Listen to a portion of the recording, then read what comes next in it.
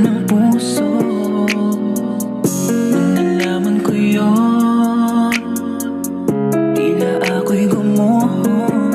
Mahal na mahal ka, binigay ko na ang lahat.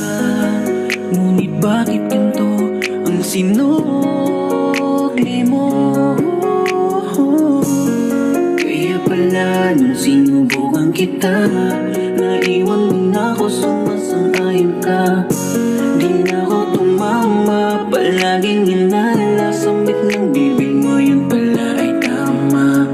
At ang sabi mo ako ang nagkulang, tagpuan ng tampuan, kaya iyong pinangdundulan ako mali. Harap-harapan na aking nalaman na kayo na pala ng kaibigan ko. I was afraid na malaman ko na kayo na pala ng best friend ko. Nasasaktan ako, pinagkalat mo pang wala na tayo.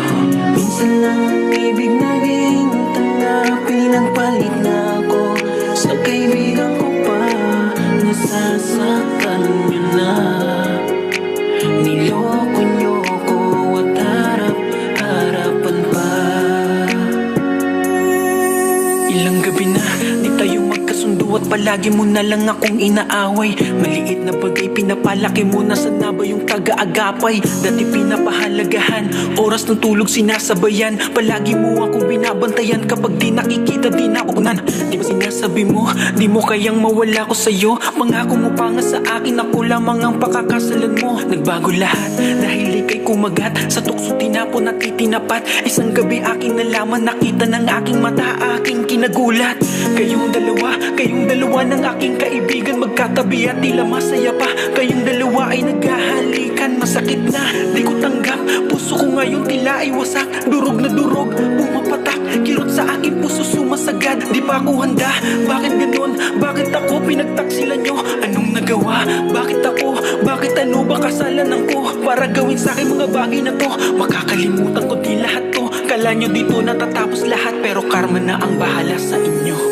I was afraid na malaman ko na kayo na pala ng best friend ko. Nasasaktan ako, pinagkalat mo